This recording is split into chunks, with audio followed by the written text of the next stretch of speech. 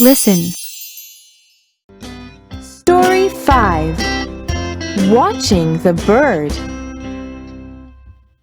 My grandma is old. She stays in the house a lot. I ask her what she does all day. Grandma says, "I like to watch birds.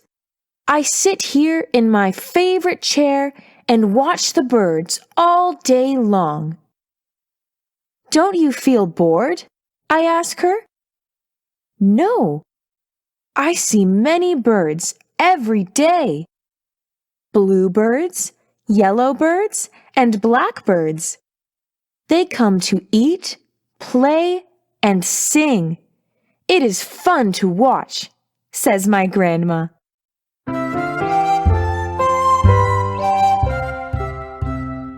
You lovely bird.